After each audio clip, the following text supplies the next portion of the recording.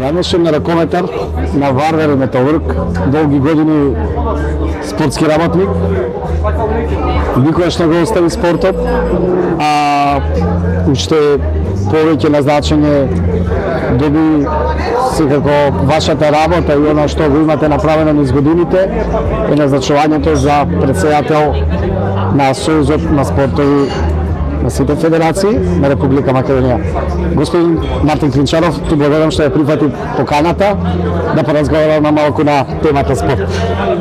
Фала и тебе за поканата, секогаш задоволство, посебно што се разговара со тебе за спортот, знаејќи и ти колку време и колку труд имаш вложено, без разлика на кој спорт е, за оние кои не знаат и до скоро и генерален секретар на Боксерската федерација, така што благодарам на поканата во секој време.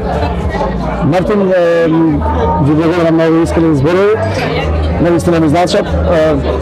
Одиме со прашањето кое што 40 федерации застана за вашата кандидатура да станете председател. Некаде на крајот од годината дојдовте во една ситуација амбициозно, каде што беше оставен, да не кажам, некој неред, финансиска дупка, сето тоа беше предизвик за вас да бидете човек што на некој начин значи, ајде на мало Олимписки комитет. Буквално така сите ги сврстувате сите федерации. Што значи оваа доверба од федерациите кои што едногласно ве поддржа и вие дадоа довербата за прв човек на оваа спортска институција?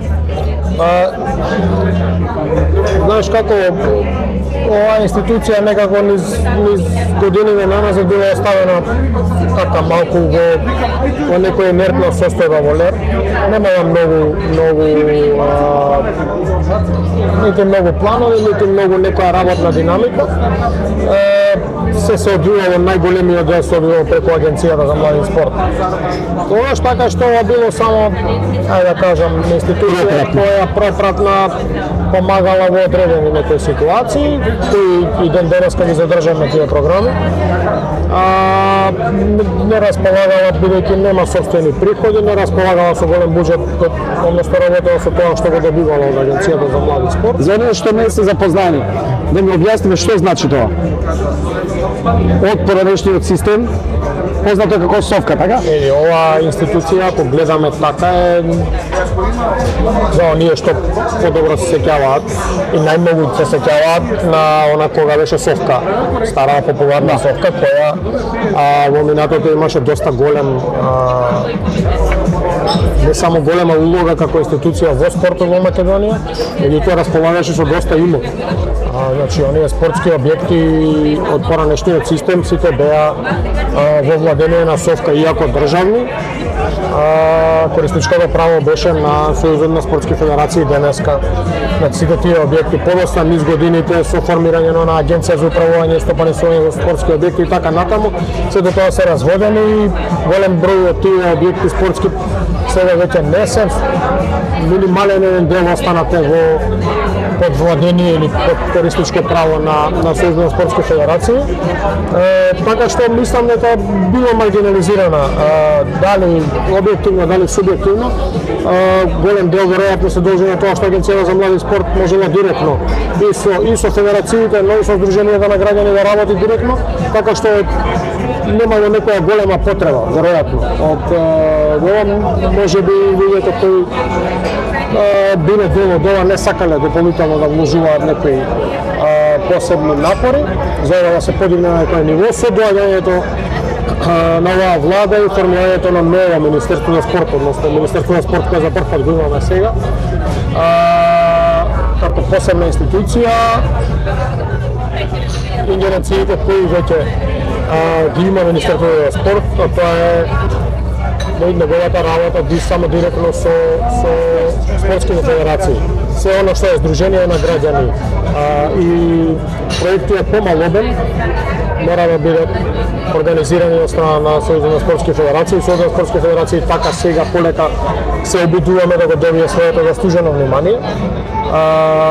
Еве за овие 5-6 месеци, нема 5 месеци полни, се надевам дека успеавме да го дигнеме малку нивото, да го доближиме до народот, да им кажеме на луѓето, посебно на спортисти и спортските работници, што всушност значи Сојузот на спортски федерации на Македонија, со што се занимава и која ќе биде неговата улога.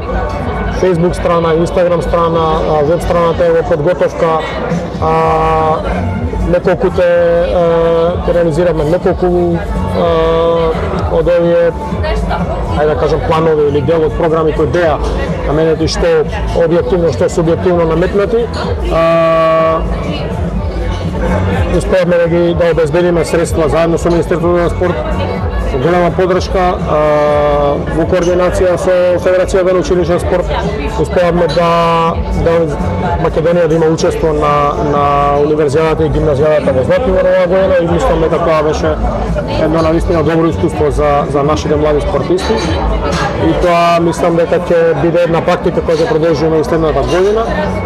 И имаме некои проблеми во однос на тоа, програми кои биле останати од минатото, кои ќе мора да ги, ајде да кажам, прекрстиме или пренамениме затоа што немале некоја конкретна улога или намена или тие средства се трошеле без некоја посебна намена и некаков бенефит за спортистите, така што например жената во спортот е една програма за која се одвојувале средства со кои не сме имале па никаков поврат бенефит. Тоа сега ќе го пренаменивме во следната година, ќе се обидеме да комплетно биде една програма за развој на младинскиот спорт. Да остане жената во спортот, меѓутоа да биде се поголема намена за развој на младинскиот спорт. Што ќе биде приоритет во овој мандат и овие, дај Боже, што повеќе да останете на оваа функција, овие, ајде да кажеме условно 4 години кои што се пред вас, кои што се дадени врз основа на довербата на сите федерации и кои што веруваат во вас, и што ќе биде активно до крајот на ова тековно 2025 година, каде што веќе скоро да сме на половина, но во се акциите, спортските настани и она што е пред нас навистина ќе биде активно на спортски план кај нас. Па ќе продолжиме со реализација на овие покрупни настани. Идејата е да за следната година веќе да имаме еден, да кажам, календар на почетокот на годината, веќе при крај на годината со организација на манифестација избор на спортист на годината. Веќе тука пред крај на годината да го имаме подготвено тој календар за сите активности во 26-та. Овде посебно акцент би ставиле на овие веќе традиционални настани кои ги имаме во државава, а пред се да биде една водилка за пред се и наменски за развивање на спортскиот туризам. Што значи? Ако направиме еден календар во кој луѓето ќе бидат информирани на почеток на годината што ни следува во тековната година, да може да планираат. Например, посебно за настаните каде што имаат и рекреативен, не само професионален карактер, туку и рекреативен.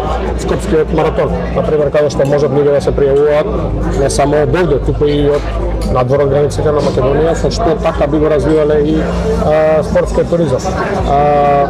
Оние настани кои се строго професионални, струшкиот рокометен турнир, охридскиот пливачки маратон и така натаму, тие се Златниот гонг, кои се професионални настани каде што нема рекреативен карактер, тие ќе бидат строго наменети за да можат луѓето кои се дел од спортот да можат да ги планираат посебно сопствените активности. Така што мислам дека оваа година до крајот на годината ќе се задржиме на организација на овие, на подобра организација на овие настани, да им дадеме малце поголем фокус од тоа што го имале во минатото. Се надевам дека ќе успееме да обезбедиме доволно средства за да можеме да им помогнеме на сите тие здруженија кои се јавуваат како организатори за да добиеме една малку по-добра организација. А во генерално плановите се да успееме да ја вратиме оваа институција на здрави нозе? Па не само на здрави нозе, туку да го вратиме кредибилитетот и она што била, што значило вербата. Посебно што во оваа ситуација каде што сега веќе немаме. Сите спортски објекти припаднаа во Министерството за спорт по дефолт. Тешко ќе се справува со толку голем број објекти спортски. Ќе се обидеме низ да кажем низ еден разговор, бидејќи и сега во моментот тоа беше случај со спортска сала Никој Несторов во Струга. Каква е ситуацијата генерално? Кој се прашање спортските објекти? Па генерално е лоша. Може да се стават во функција? Па еве полека се става во функција. Реконструкцијата на спортска сала Расавник е во тек. Она Орадовиш веќе заврши со реконструкција.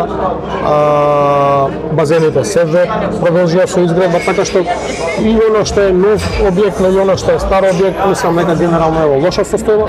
Имавме случајот со пливачкиот базен во Карпош сега минатата недела пред 10 дена, каде што заради неодржување годиниве наназад се јави проблем со кровната конструкција која треба да се санира, а додека не се санира не може да биде употреба заради безбедност на сите учесници и корисници на базенот, така што кој ќе видите генерално имаме проблем секаде прилеп. Се уште нема сала од две големи спортски сали, се уште има една сала која беше изградена во онај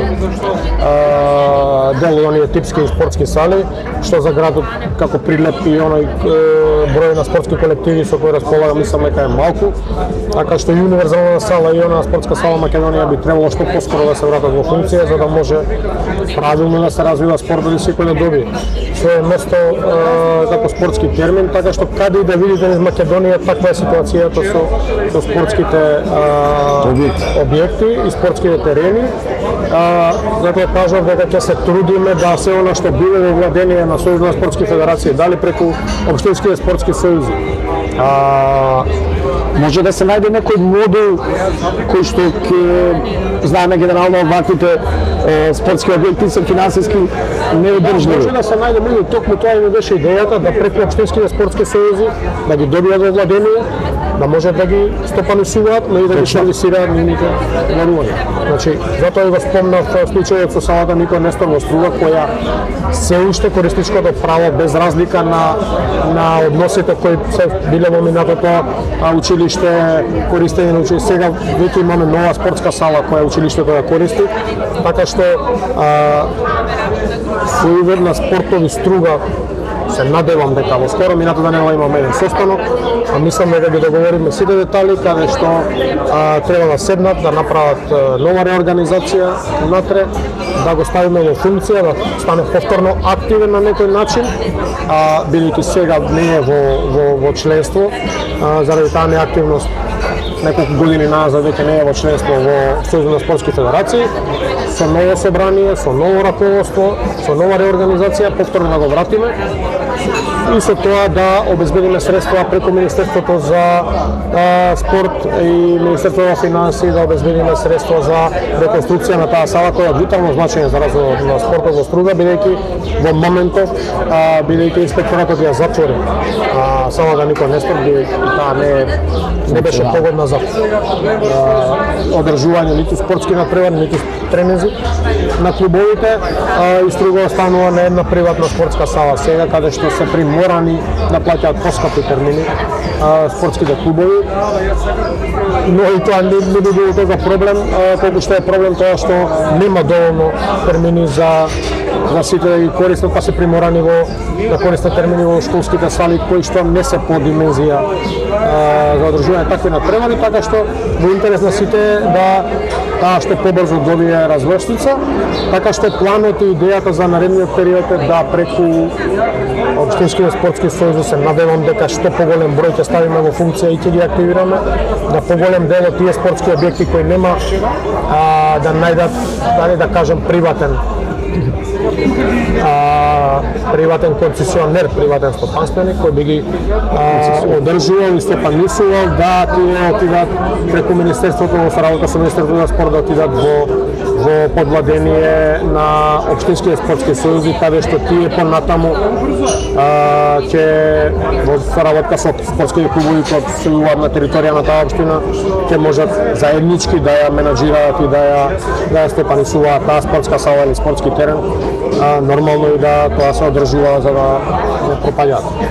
Ај само ќе се надоврзам сега, Мартин, на овој ваш одговор и на прашањето, кој што исто така ајде да кажеме и проблем и за клубовите и вас како спортски институции кои што сте заедно со нив околу самото финансирање. Буквално клубовите се сведени белите дробови на нивното функционирање, на самите тимови, на индивидуалните спортисти, се таа државна помош. Дали може да најдеме и тука некој модус каде што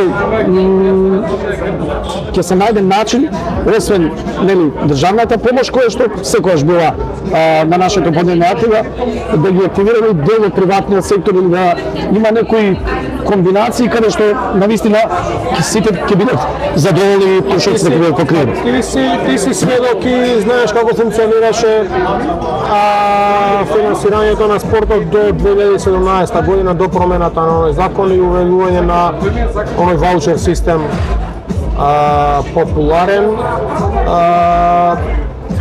До тогаш приватниот сектор беше максимално вклучен затоа што имаше ослободување од данокот на доходите и сите вложени средства во спортот подлежаа на даночно ослободување. И не само директните финансиски средства, туку инвестирањето во спортски објект. Значи, далеку од тоа дека тој закон бил идеален, може би му требала доработка или поголема контрола. Меѓутоа, пак она што се случи со ваучер системот и неговото уведување, видовме како овој спорт го направи максимално зависен од државата или од државниот буџет, што верувам дека не постои друг таков пример во светот. Од друга страна, ако ги споредиме средствата кои влегувале претходно, знаеме за инвестициите без разлика, колку некои луѓе би сакале да ја свртат темата на друга страна. Инвестициите во јавно-приватно партнерство, изградбата на спортскиот центар Јане Сандански, кој е проектот во 30 милиони евро, а инвестирањето во ракометниот на фудбалскиот клуб Вардар, ракометниот клуб кој два пати беше европски шампион, зборуваме за средства, така што ако ги собереме целокупно тие средства инвестирани и во спортски објекти, но и во директна финансиска помош во клубови, ќе дојдеме до некоја бројка од 200 до 300 милиони евро. За разлика од тоа, во ваучер системот ние имаме сума од 10 милиони евро годишно. Зборуваме за цел спорт во цела држава. Што мислам дека не би требало да споредуваме ако земеме дека Црвена звезда и Партизан, кошаркарски клубови од Србија имаат годишно буџет од 13 до 15 милиони евра. Нашиот спорт државен, во цела држава, ние го сведовме на 10 милиони евра. Така што тој ваучер систем не само што не помогна, туку и одмогна и го назади спортот во голема мера. И сега ние трпиме заради тоа белумно менување на законот да нема веќе ваучери, туку да се исплаќаат директно од буџет. Нема никаква разлика во ситуацијата. Повторно клубовите се зависни од некаква помош, а тоа во овој сегмент е 100% државна помош, што ќе се согласите без разлика на што и како и да гледаме, држава во моментот е исправена пред многу предизвици, така што затварањето на многу дупки остава простор да помошта во држава, во спортот директно од страна на државата, дали доцни, а секое доцнење знаеме што значи во спортот, така што тоа секако мора да се менува и се надевам дека Министерот и Министерството за спорт излезе со јасен конкретен предлог со ново законско решение кое ќе значи поголемо инволвирање на сите субјекти. И на сите субјекти. Државната помош може да биде еден мал сегмент во дотација или помагање на спортот во зависност од тоа што на државата и треба. Односно, пластично објаснето мора да направиме стратегија за развој на спортот, што нас не треба. Не можеме да развиваме, ниту можеме да имаме преку 100 федерации со дејност спорт. држава 2 милиони луѓе со географија ваква каква што има, не може да развива 100 спортови. Не е ниту природно, ниту нормално, ниту пак има финансиски средства за тоа. Значи државата може да дотира само во оној сегмент во кој ќе има интерес. Се останато мора да доаѓа од приватниот сектор. Нормално приватниот сектор за тоа да го прави треба да има некако бенефит од тоа. Најчесто и најдобра практика секаде се покажало тоа даночно ослободување за секој. Нормално тука и контролата од страна на државата треба да биде поголема. Сега со воведување на Министерството за спорт, Министерството има собствен сектор за контрола, не мора да чека од другите институции, ниту да бара од другите институции, например, службена должност, управата за јавни приходи, туку може и само да врши контрола на средствата кои фирмите би ги инвестирале во спортот. Така што мислам дека тоа е клучно ако сакаме да продолжиме со развој, да ги продолжиме да ги вратиме оние успеси кои ги имавме во минатото, дали на колективен, дали на индивидуален. Иако индивидуалниот спорт изискува многу помалку средства, меѓутоа и таму требаат инфраструктура, ви требаат превари, ви требаат подготовки, ви требаат опрема и така натаму, така што мислам дека тоа е еден систем кој еден со друг е поврзан. Но суштината и основата е на тоа дека мора да го вратиме основата на нас старо законско решение, подобрено, доградено, со кое што главниот збор во развој на спортот ќе го има приватниот сектор. Така. И сега малку да се вратиме на вашите планови, на работите веќе кои што ги размрдавте. Една од нив е антидопинг контролата. Почнавте со функционирањето, каков е планот, докаде тоа што го најавите на состанокот на првиот управен одбор, така беше, ако не се лажам. Да, тоа е програма која континуирано функционира и тоа е нешто што мора, затоа што имаме задолжение од Светската антидопинг организација. Минатата година имаме и законско решение со кое треба да се основа и агенција за антидопинг. Тоа е во подготовка, се работи. Она што последно го разговарав и со доктор Ханчевски е дека се работи интензивно на тоа. Она што преку Сојузот на спортски федерации континуирано се работи, тоа е набавката на антидопинг китови и уринарни и крвни, така што тука нема застој, тоа ќе продолжиме да го работиме. Зависи од тоа потребите на спортските федерации, потребите за кои настани и какви настани. Мислам дека оваа година сме доволно добро покриени, набавени се доволно сетови, доколку треба мислам дека можеме веднаш да реагираме. Од ова што го најавија последно беше Джудо федерацијата дека ќе има потреба од голем број на сетови заради одржување на Европското кадетско првенство во Скопје во јуни месец и тоа е еден доста голем настан кој мислам дека исто така ќе и од спортски аспект, но и од промоција на државата ќе биде нешто што ќе биде добро да се случува. Джудо федерацијата најави уште 2 настани до крајот на годината, така што мислам дека ќе имаме едно богато спортско лето, да кажам, оваа година. Одлично. Едно исто така од последните, ајде ќе кажам, ваши акции или проекти, едно што налик на останатите земји из Европа и светот, унифицирање на спортската опрема на спортистите. Нешто повеќе да позборуваме за оваа акција која што веќе е во јавноста веќе воек оди, имаме ли добри предлози, дали е прифатено од сите? Да, па тоа е една идеја која што на самиот почеток уште пред да дојде министерот за спорт да биде назначен, министер за спорт Орко Ристовски, го дискутираме меѓу другите работи кои проведува во однос на програмата, што би значело и во кој правец треба да се и кои надлежности и инеренции би требало за спортски федерации да го има понатаму како институција. Меѓу другото беше и ова идеја, јавен конкурс да го потикнеме, да го пуштиме во етер, заради тоа што Требата беше, гледаме дека низ годиниве наназад, прво многу федерации се мачат во однос на добивање на спортска опрема. Секој гледа да, кога имаш помалку финансиски средства, бараш да земеш она што е, ајде да кажем, поевтино. А во такви ситуации секогаш имаме каде што или земаш опрема која е во моментов на лагер, немаш време да ја чекаш. А знаеме кога земаш нешто на лагер е тоа што го има и пробуваш да ускладиш бои кои најчесто не го одразуваат она што е представува држава, односно боите со кои држава е представена надвор. Така што се јави едно шаренливо кое помалку или повеќе почна да се зголемува и почна да станува многу видливо.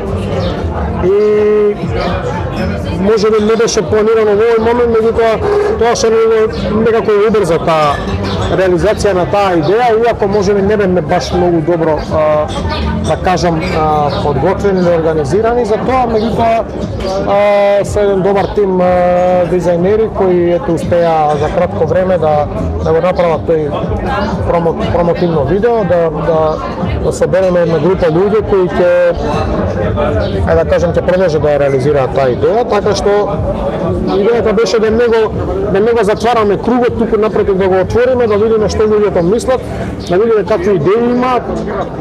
Како беше прифатена генерално доцна? Генерално добро. Генерално прво идејата беше направиме, како што се и сам се одам, направиме еден интерен состанок, една интерна консултација во однос на тоа и на управен одбор и на собрание на Сојуз на спортски федерации, каде што сите федерации максимално позитивно ја прифатија и беше тоа дека тука може сите само да добие од цела оваа работа и понатаму и во разговори индивидуални со спортисти и спортски работници исто така најдена на многу добар прием и баш тој аспект дека треба да ја расшириме, да отвориме за сите, секој слободно да може да го изрази својата идеја, својата визија како би добиле, така што мислам дека ако на ништо друго на крајот би можеле да собереме 4-5 идеи да направиме една добра. Тоа може би и на крајот е идејата од цела оваа приказка. Во овие први 2 недели можеме да кажам дека сте изненадени? Да, многу добро функционира, многу прашања, многу веќе имаме и готови решенија кои стигна, 5-6 добри готови решенија кои пристигнаа на имейл адреса, така што се надевам и во последниве 2 недели и оние кои веќе поставуваа прашања на кои не им беше јасно да дефиниравме некои работи што би требало и намерно не сакаме да го оптеретуваме конкурсот со некои правила за да биде збунувачки за луѓето, да биде ограничена креативноста. Да биде, го оставиме наваму да биде широко, единствениот услов, ако може така да кажам, беше да ги содржи нормално традиционалните македонски символи, оние кои веќе ги имаме од знаме до оние кои ги имаме на парите и така натаму. Така што тука да бараат својата креативност, дали е тоа рисот, дали е пално, дали е сонцето и така натаму. Така е. Затоа не сакаме да го обременуваме со некои услови за да не биде збунувачки, иако имаме. Константно стигаат прашања дали треба да биде само дрес, дали треба да биде комплет со одеќици и така натаму. Така што и во оваа прилика сакам да кажам на сите оние кои ќе го гледаат тоа да не се оптеретуваат со тоа. Добро би било ако дизајнот им опфаќа комплет горен и долен дел, нека го прават горен и долен дел. Ако не може само горен дел, слободна уметност. Да биде буквално слободно изразена волја на оној кој ќе го предлага тоа. Пак ќе кажам на крајот, можеме да дојдеме на ситуација да од 4-5 добри идеи да ги составиме и да склопиме една која најмногу би одговарала на државава. Од друга страна, втората фаза на оваа идеја, на овој проект би била кога ќе одбереме еден унифициран дизајн за национален дрес, што би требало да ги офати сите федерации. Конкретно проблемот овде беше колективниот спорт, затоа што за индивидуалниот спорт би им требале само оние тренерки за патување, може би евентуално мајци, Тренинг паички. кај каратистите, кај таеквондистите, кај кикбоксерите, кај джудистите, не би можеле да правиме дизајн на кимона, да тие се, знаеме, универзално и тука нема многу Дилема. да, и не сме многу да се интервенираме. Кај колективниот спорт би било поголем проблем затоа што имаме и покрај тренерките, имаме и дресови, нормално оние кои се за настап. И не само еден, туку 2 или 3 комплета. А втората, ова го кажувам од аспект на втора фаза од овој проект е да после изборот на унифициран дизајн да одбереме и еден бренд кој ќе ги снабдува сите федерации, сите спортови.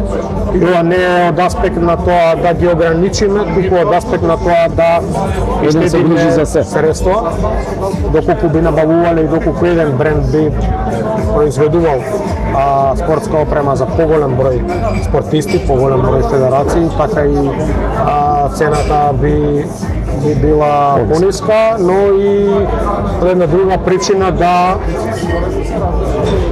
е веќе фаза во која треба да се разговара понатаму, но идејата е да тој што би го одбрале бренд кој би ги снабдувал сите федерации, да има врска да отвори фаншоп, унифициран фаншоп кој половина од продавницата би била спортска опрема на националните спортски федерации, дали е тоа ракомет, кошарка, одбојка и така натаму, да има врска да половина од асортиманот биде дресови, мајци, тренерки од националните репрезентации и тоа би било на еден начин секој би знаел на едно место каде би дошол и да си купи, наместо да лута и да бара и да дали по федерација, дали по овие производители кои моментално ги снабдуваат репрезентациите, вака на едно место би било се снабдено, така што мислам дека тоа е нека втора фаза каде што се уште активно се размислува, да ја завршиме прво да го завршиме ова со изборот на дизајн, кога ќе преминеме понатаму во разговори, преговори, размислување за тоа кој би можел да ги задоволи пред се колективните спортови, а останатото би било поедноставно. Една од вашите идеи е и спортскиот сајм. А сајмот на спортови стои уште како идеја. Тоа требаше да се случува сега на почетокот на мај. Идејата беше да биде отворено. И каква е замислата? Замислата е пред се прво едната страна е да пред се овие спортови кои се помалку застапени на малите екрани, каде што луѓе потешко доаѓаат до контакт, до комуникација со нив, ниту пак има доволно простор за своја реклама. Првата идеја беше тие да се промовираат, на еден начин да се рекламираат со своји стандови, да можат луѓе да се запознаат што посебно кој спорт што значи. Ова го зборувам од аспект на онаа помлада популација која сака да почне да се занимава со спорта, се уште не може да одреди свој афинитет што би сакал. А втората беше да биде еден вид хепенинг, еден вид фамилиарно дружење. Така да го кажам,